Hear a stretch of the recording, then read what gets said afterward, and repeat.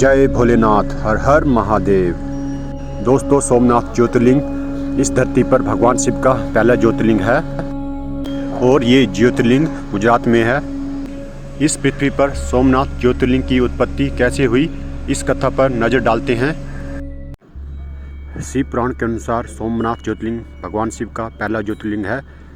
पुराणों में पहले ज्योतिर्लिंग से संबंधित कथा इस प्रकार से है कि जब प्रजापति दक्ष ने अपनी सभी 27 पुत्रियों का विवाह चंद्रमा से कर दिया और वे सब देखकर बहुत खुश थे और उनकी 27 पुत्रियां भी चंद्रमा को अपना पति पाकर बहुत खुश थी। परंतु चंद्रमा अपनी 27 पत्नियों में से रोहिणी को सबसे ज़्यादा प्यार करते थे और उन्हीं को सम्मान देते थे। ये सब देखकर उनकी अन्य पत्नियां दुखी रहने लगी। चंद्रमा से दुखी होकर उनकी अन्य पत्नियों ने अपने पिता दक्ष को अपनी व्यथा सुनाई। ये सब देखकर दक्ष बहुत ही दुखी हुए। प्रजापति दक्ष ने चंद्रमा को बहुत समझाया पर चंद्रमा ने उनकी एक भी ना सुनी। जब बार बार विनती करने पर भी चंद्रमा ने उनकी ना सुनी, तब प्रजापति दक्ष ने चंद्रमा को श्राप दे दिया कि आपको क्षय रोग हो जाए।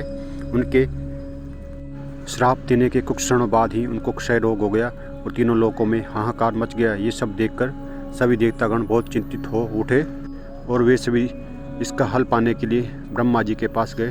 तब ब्रह्मा जी ने चंद्रमा को भगवान शिव की उपासना करने को कहा। ब्रह्मा जी की आज्ञा के अनुसार चंद्रदेव ने लगातार 6 महीने तक भगवान शंकर की कठोर तपस्या की और पूजा अर्चना की।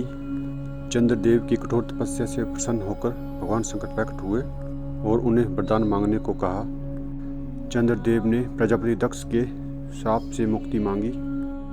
प्रजापति दक्ष के श्राप से पूरी तरह से मुक्ति पाना संभव नहीं था, तो भगवान शंकर ने बीच का रास्ता अपनाया।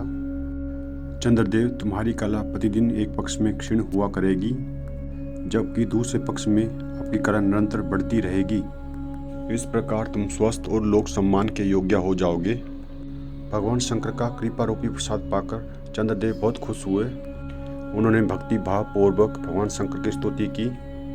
ऐसी स्थिति में निराकार शिव उनकी दृढ़ भक्ति को देखकर साकार लिंग के रूप में प्रकट हुए और संसार में सोमनाथ ज्योतिर्लिंग के नाम से प्रसिद्ध हुए।